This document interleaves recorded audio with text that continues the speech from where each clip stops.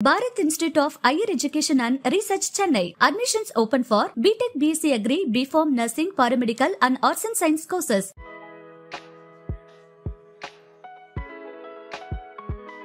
I remember the way I spoke at that time. My friends during that time used to always tell me, Mamta, you should be writing. There was a film called Arundhati, which, I was supposed to do. He just throws this bomb on me saying, Mamta, you made the biggest mistake of your career. And this is Rajamouli sir telling me this.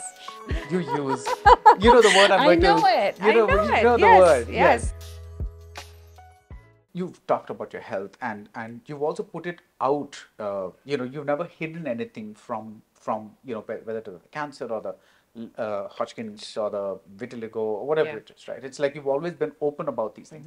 Now, it's fantastic because, it's like when a celebrity, in a way, is very open about these things, it helps a lot of other people that are struggling with these things. But in this era where everything is, they look only for the sensational news, there was a time when the minute you typed in Mamta Mohandas, the only thing that would appear was, she has this condition, she has that condition, she has this condition. Like how did you manage that time? Because it was like, it's almost like nobody was talking about the films. It was only about this, right? Yeah. But as much as you would type that and see only this pop up, that has been pretty much, what's been going on in my life as well, right. So both these announcements, be it, back in the day in 2010 about my lymphoma and, very recently last year about my autoimmune, they were, I don't want to call it announced. I shared it, in media only when it got to a point where I was feeling suffocated by onlookers. Okay. Because I didn't speak about it immediately. In fact, about my lymphoma, I came out with it only a year and a half later. But in a women's magazine. You mean others knew about it? Sorry? It was public knowledge though. Not public knowledge. I mean, it's through media that public gets to know about it, right? Right. But the media was speculating, is what you're saying. Not the media. It's just common people. Okay. Yeah. Common people asking me, Mamta, where is your hair? Oh, like that. Every day you can't hear this. Every day you can't hear, oh, Mamta, you're looking pale.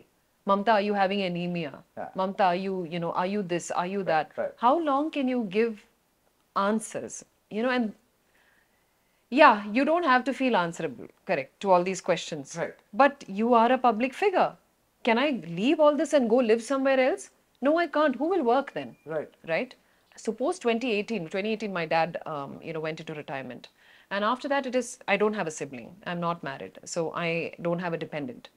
I am completely by myself and I have dependents, right? Which I take care of my parents now or the family. The family runs with my security.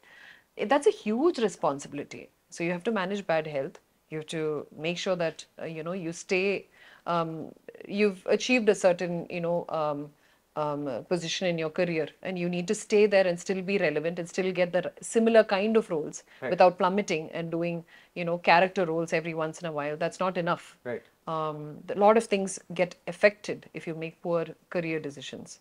So all these need to be kept in a balance. So how can I lighten the burden on myself when I'm diagnosed with something new? In fact, there are still some other things which I've not talked about those because I feel it's very unnecessary. Right. You don't want more and more. You don't want you don't want this to be your narrative. Right. Right. This is not your whole story. This is just a part of my story. So the vitiligo also, you need to understand that these are very visible problems. Mm-hmm. These are not something that you've got on the inside and it's not being expressed outside. My vitiligo had gotten really bad when I decided to lighten my burden. So I would say carrying this within me was very difficult because there were people who asked me on my face, so as much as people say that they like you and they respect you and they're your fans and they admire you, I don't understand why people do not know how to respect each other's privacy. But that's an Indian thing, I think. It's an Indian thing, no? Yeah, yeah. So having lived overseas, having felt that,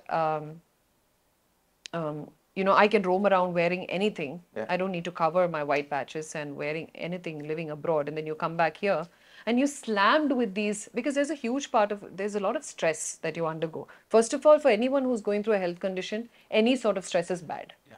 right? You need to stay away from stress as much as possible because all of it causes inflammation. Inflammation just makes things worse.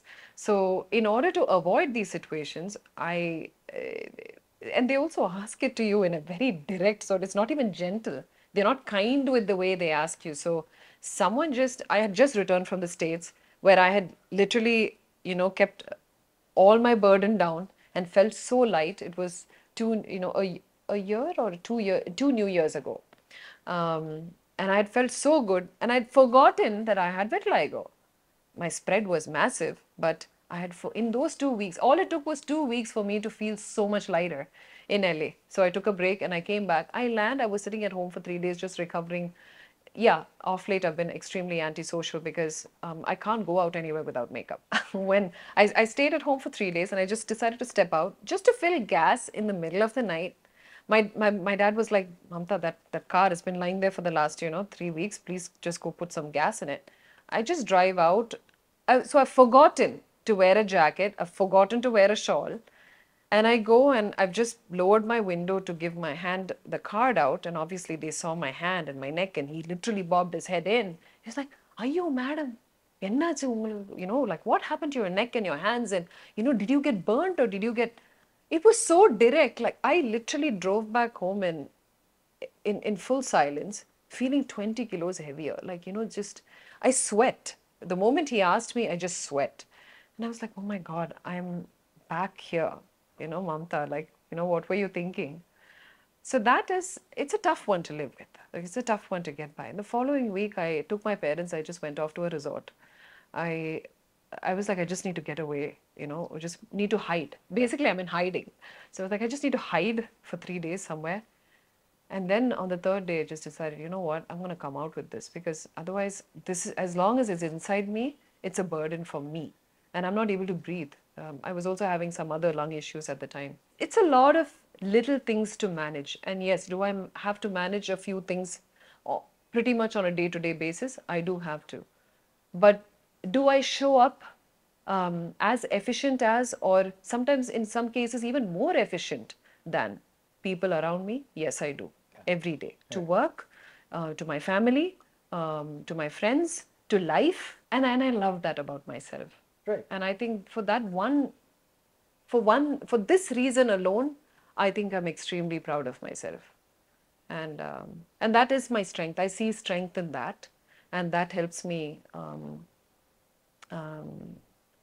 get me through my days, bring the best that I can to cinema and whatever characters. So even when I do my roles, I want to put my heart into it, my heart and soul into it. I just believe that this is a life that I got back. And I want to be awake to every single moment for the rest of it, I found that very inspiring when you said that I didn't get cancer. Cancer got me. I may not be quoting this correctly. Oh my God, this is something that I said so long ago. No, cancer didn't get me. I got cancer. Something like that. I found that very inspiring when I read that. Yeah. Like as in you conquered it. I conquered it. It did not catch me. So that was like really, really inspiring. Yeah. In fact, when I started this, in fact, I was one of the first I went into a clinical trial for Hodgkin's lymphomas, nivolumab. It was. That drug is one of a kind, and I was fortunate enough to be one in the 23 patients that, any data that you see on nivolumab, I'm the number 4 out of those 23 patients. Oh, okay. So I was very fortunate to get that drug. And what was interesting at the time was, obviously I'm an actor and I go back there and I have a way I see things. I was also in a very philosophical space with my mind at that time. So I think a lot of this relative, connection that I feel with people who speak or see the world very philosophically is the fact that I'd been through that. And I remember the way I spoke at that time. My friends during that time used to always tell me, Mamta, you should be writing. And I remember the first thing that I said about that medicine when it went into me, and, I immediately felt, changes because I'd been the chemos and the transplant and been through everything. And finally, I'm getting this new experimental drug. I gave it one, I just called it the water of life because it felt like water. There was nothing. You don't feel anything. There's no after effect. There's no side effect, nothing. It just goes through you, but it does some magic and it goes, it gives you life and it goes out of your system. And apparently in Bristol Myers and Squibb, which is the pharma, in Princeton, they actually put a huge picture of me and they called this drug the water of life. And they found it very, very interesting, and it inspired a lot of people to come and, you know, explore this drug. It's a very, very exciting drug in the market. So, you know, there are many verticals of being human that I have had to explore because of the journeys that I went through. My life is not restricted to only exploring the actor side of me. Yeah. There's a huge, I feel that there's a lot of growing up in several verticals that you need to do as a person. Most people who are doing films, they're only doing films. Yeah. Of course, they're exploring everything that they can as far as cinema is concerned. But along with that comes they're stuck when it comes to, you know, they want fame, they want money, they want power, they want to be number one, they want to be called superstar. They're stuck in that world. Right. It's a bubble of its own. But I've had to break out of that bubble. I can't be reliant. But you wanted that as well at one I point. wanted that as well. Right. And I grew up in an environment which was more, you know, multinational, and, you know, it was about everything. I thought that I would be an investment banker. And then I thought I would be a race car driver. But I'm none of that. I'm a film actor. You know, and I thought I would be doing part-time singing. So that which you know, it's a hobby and it's a passion. I would still continue to do that. But there are so many sides of it. There's so many, I think it's very important to stay updated. Yeah. Live in this world. Don't live just in this world, you know, this bubble of a world. So, so it's all of that that makes me curious and makes me the way I am, I guess. Now, I understand that these real life experiences somehow feed into the acting, because now you've experienced a lot more. But is it true that cinema also feeds into your life? As in, has cinema taught you anything beyond the technical stuff, of course, but, you know, something personal? Maybe cinema has made me push certain boundaries which I would not have explored otherwise. How has it been counterproductive? It's mostly from life into cinema. Okay. Cinema into life, whatever I've used in cinema has also been, of course, people interaction. Okay. You know, the kind of people that I meet, and I learn a lot from them. Some of them are extreme. It's their talent. Some of them, they're so resilient. Some of them are extremely hardworking. You learn different things from different people. Yeah. That has definitely helped. It always helps, the people interaction, because I've not had, even though I grew up abroad, I know I'm not street smart. Right. So I did not know, I didn't have a sibling either. So I did not know how to be in agreement, how to work in tandem with something that is not in agreement with me. So that is something that I learned from cinema, and then some experiences in personal life. Because in my family, maybe my dad and mom would call something white, and I would say, yeah, it's white, or maybe another shade of white. We are in agreement always, because that's how families operate. It took me a long time to understand that within the same family, you can have people who like different colors.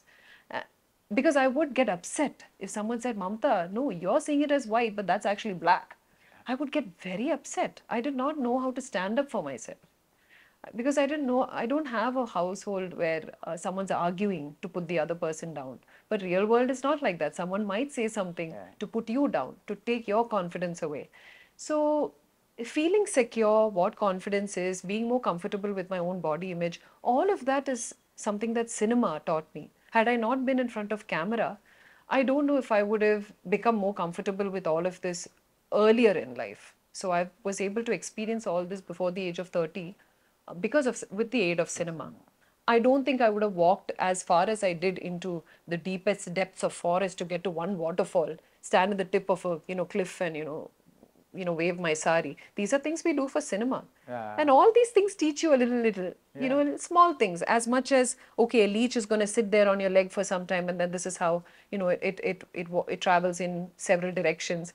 There are tiny, beautiful things that you learn, through experiencing life in cinema.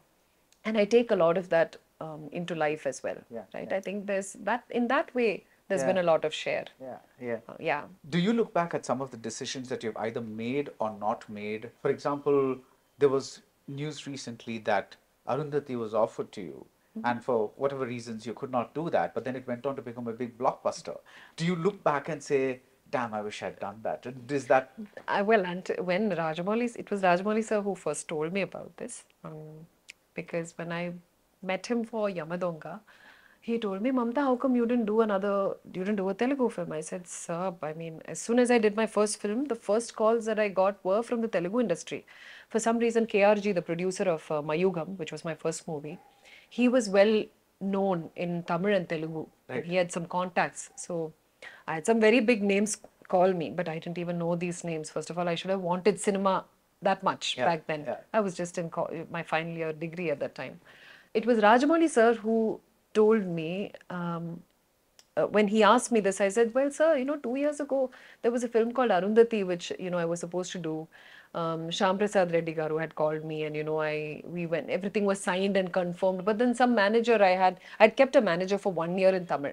So what happened is, Sivapati Garam was brought to me through him. And this movie went away because of him. Okay. Arundhati, because I don't know any better. So I didn't know whom to ask. And obviously I asked him, Shyam Prasad Reddy has brought me this film, and sadly he is no more, that person. And he said, no, that Shyam Prasad Reddy has not had a hit in a long time. In the last movie, he lost a lot of money. Yes, he launched Saundarya and all that and gave me big build-up, and then also poofed that dream, right? Like right away, in a snap, it was gone. And I was like, so are you saying that this is a bad film to do? He said, you're making a big mistake. Big mistake. You will get much better films in Telugu. I'll make sure. These are the kind of, so I didn't not know any better. Plus, Telugu is a language which I have never heard of. Like, I've not watched a Telugu film. I don't know how the language sounds. So I was all obviously new, nervous, thinking that cinema is just temporary, just fun. I haven't even put my mind to doing it. So why wouldn't I just, as convinced as I was with Arundhati and excited, both my mom and me were extremely excited about the film. We came into it, we come out of it in month 3, and obviously Sir was extremely upset about it. 2 years later, I'm telling the story to Rajamouli sir, and he's like, Mom, the first thing he told me was, so I'm nervous standing in front of him for Yamadonga itself, because the character is a very unnatural, unusual character. Dhanlakshmi was a very, she's a vendor who, rents out things to Junior NTR's character. So she's like a baddie, right? So as nervous as I am to, take this character up and learn the slang and everything, he just throws this bomb on me saying, Mamta, you made the biggest mistake of your career. And this is Rajamouli sir telling me this. How am I supposed to feel? What do you think I would have felt? Sweat? Like, whoosh, I was like flushed. And well, he said that. I felt terrible about it for some time.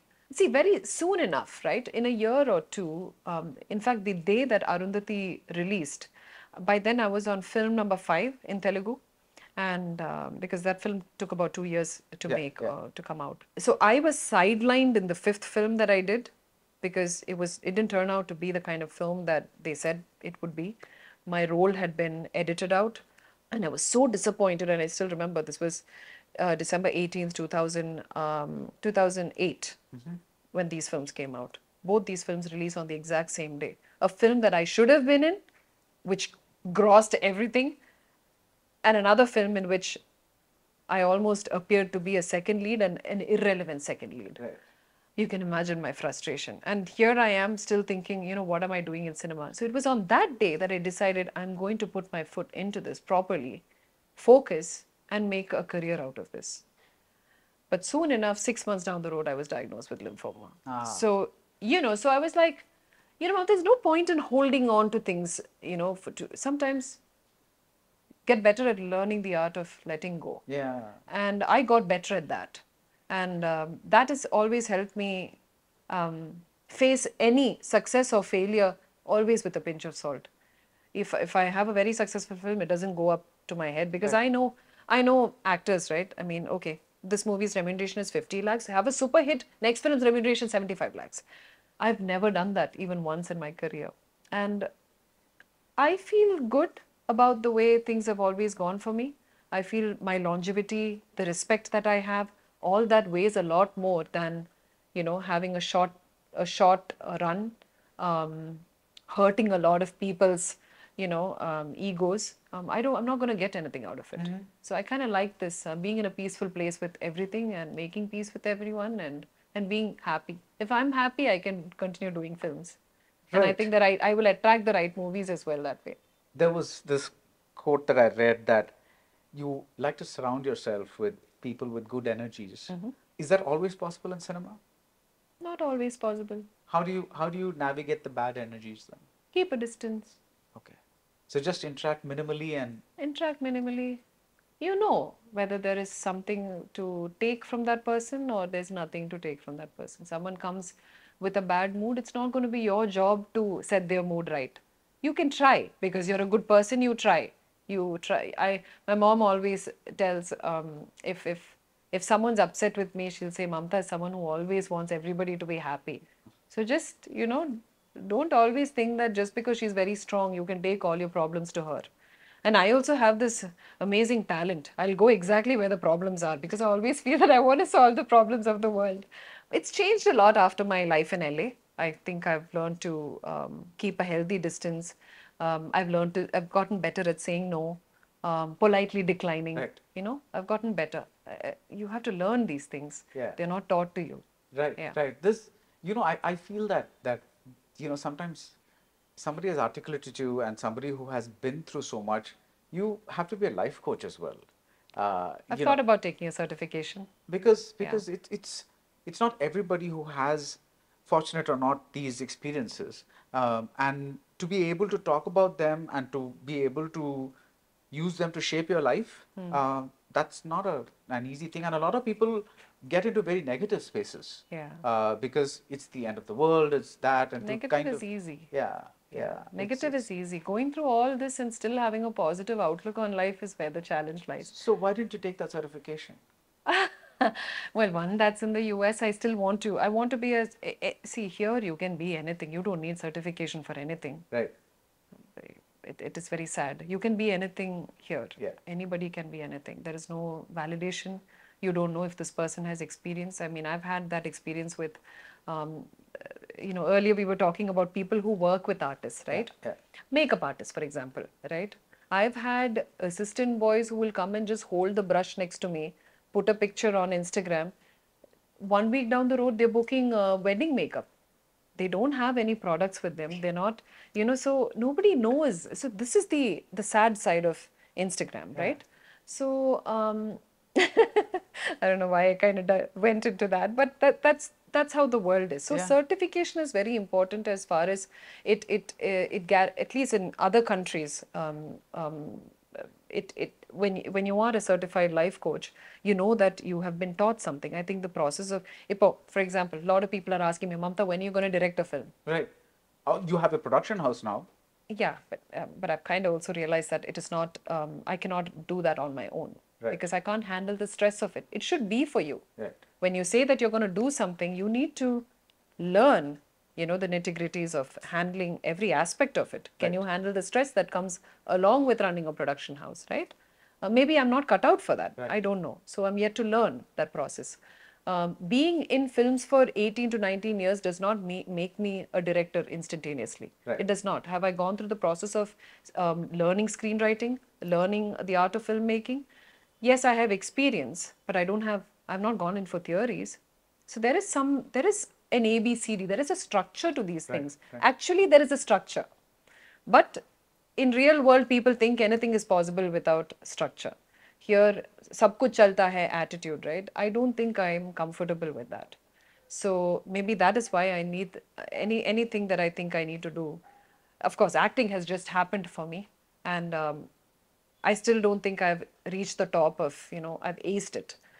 There's still a lot of learning to do. And in fact, when I was living in LA, I did go for a few, just like that, for random, workshops and Nice. acting classes. Because at the time I was not able to work. I didn't even look like I could work. Look oriented sort of an industry, at least on the basic base, at least one basic appearance should be there. You should be presentable. You can't look sick, right, and be in front of camera. So there were years where I had to stay away, 2 years, when I was a little overtreated. So at that time, just to satisfy that, the passion and the keep fueling that passion inside me, I went for some workshops and would go for acting classes and still kind of regain that confidence. Okay, Mamta, you can still do it. Right. These people don't care who you are. They don't know who you are. So, go in and, satisfy, feel full and come back home, right? And I'm happy eating that meal, going to sleep. So this process is very important. Would I like to become a life coach at some point? I don't know. It could be something that I might do later, properly, with a structure. I know that I'm on the right path. And what I've seen overseas is even people who are structured life, life coaches, certified life coaches, they still talk to their tutors. They still talk to their gurus, who have taught them. Because I'm a life coach. I don't know everything about life. I'm speaking from my experience, but am I a monk? No, I'm not. Nobody's perfect. So that is basically life. That is what you're coaching, right? That life is not perfect, but you have to manage your expectations according to the environment. Even if as you're coaching, life is happening to you. And you strange things are happening while so you'll never really be an expert. So you'll never be an expert. You'll never, ace this game, right? So that itself is this itself, just knowing this is what makes living life so beautiful. So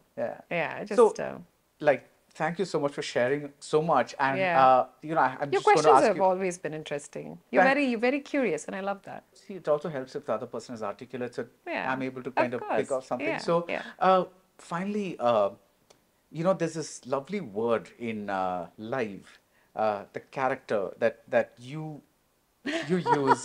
You know the word I'm going to... I know it. The word. Yes. Because I was standing up for that word. I was like, so I'm going to use this word. We need to, invent this word. I don't understand why it's not there. So we hear about heroism. We never... that was the first time I heard the word heroinism. And you actually say that that's something. Heroism. Heroism. So that was... so that's a great word. And maybe we don't use it enough. But do you feel that some, in your life, you've kind of in my own earned the right to use that word? In my own right, I am a heroine. I am a hero in my own right. In my own world, I am. I know that I have done a lot of things which is practically impossible to achieve on some days. And I'm very, like I said, I'm very proud that I push myself. I'm very thankful to certain habits. Everyone is a product of their environment, right? Most often your environment is created because of your habits. They were cultivated very young for me. Wait. The environment is due to the habits. Yeah, you can develop your environment can be created through your habits. Right. Because you will not put yourself in certain environments if it is not going to support certain habits that you have. Okay, right. Now I get it. And these habits have been formed, like for example, the moment I wake up, the first thing I think about after brushing my teeth is, of course, water drinking and all that is there. I have to get my first at least 30 minutes of exercise every single day. And those habits were formed from the age of 13 or 14. This is what has helped me remain healthy, keep a stable mind. No matter what, I will do it. And that is a method for me to assess myself, whether I'm breathing okay, whether I'm normal. All these things have helped me during my chemo days. And I bounce back right after 6-7 months of chemo, and I come back in under a year, and I'm looking absolutely normal in front of the camera. Why? How? I mean, when I talk to some of my close friends, I tell them I'm a walking chemistry lab. There's no drug that I've not had. I've gone through so many things, and I'm still standing tall like a fort. And I'm very proud of myself. And I thank the habits that unknowingly I developed from a very, very young age. And of course, I had a lot of time in hand because I'm an only child. I didn't have siblings to waste a lot of time with, So, so these are the things these are tools in life. And then as I grew up, I learned more tools. I'd gone into a lot of retreats, and silences help, so a lot of tools that I have to carry my life forward, I would say. Yeah. Right. Thank you so much. I wish you all the best for Thank you Maharaja. very much. And it was a pleasure talking to you. And I think watch the film. Yeah, I will watch the film. I'm very curious. I want to know if everyone has felt the way I felt. That's what I'm like, or is there something wrong with me? Yeah, I have this. I don't know what it is, but sometimes there's like everybody likes a film, and for some reason that does not work for me. Or the other way around. It's like everybody does not like a film, and it's suddenly like, oh my God, that is the most profound thing. I'm exactly the same. It's very weird. I'm exactly the same. What's super hit in the theater? It's not my cup of tea. I don't know why. So sometimes I'm like, but I hope this one, I really want this to work But for in me. recent times, some of the Malayalam films that worked in the theatre has worked for me. Malayalam. I don't know about the. I'm a Malayali, so first thing I watch is Malayalam. Avesham really worked for me. Manjamil Boys worked for me. Right. But they're theatre hits. So it was the not so normal, feedback that I had. Because Yeah. mostly, like you said, things that work in the theatre just doesn't work for me. Yeah. It's the other way around for me. Yeah. And I always wonder, is there something wrong with me? Yeah, sometimes what happens is when I watch a film in the theater and I really like it, then, sometimes to refresh your memory or maybe revisit some scenes, you watch it on a phone and you're like, really? I like this movie? It's such a difference. Yeah. It makes such a difference where you see a Are you movie. saying that are you talking about a difference between community viewing and private viewing? Yeah. Yeah. Yeah. And also the size of The size of the screen. Yeah. When you watch something, like let's say you go to the theater and you rave about a movie, and then like a friend or somebody else watches it on a phone and says, why are you raving about this movie? Yeah. I always have to tell them that these are two very different films that we are Yeah, watching. yeah. I've seen like a big version with big sound and Yeah. big everything. Yeah. And you're watching it like on a tiny. tiny thing, Yeah, and it yeah. really makes a difference. Yeah. So anyway, but thank you so much, and it's been a Thank real you very pleasure. much. Thank you. It's been Bye. amazing sharing everything with you. Bharath Institute of Higher Education and Research, Chennai. Admissions open for BTech, BSc Agri, BPharm, Nursing, Paramedical and Arts and Science courses.